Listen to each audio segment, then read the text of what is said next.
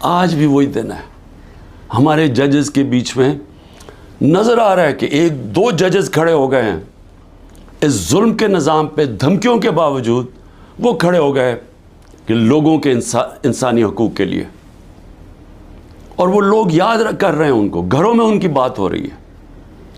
میں آج اپنی جوڈیشری کو کہنا چاہتا ہوں کہ یہ ملک کو بالکل غلامی سے بچانے کے لیے آپ روک سکتے ہیں.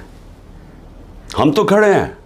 میں تو آپ کو یہ واضح کر دوں کہ میں جب تک زندہ ہوں میں نے تو اسے قبول نہیں کرنا کبھی, اس ظلم کو, نہ اس غلامی کو.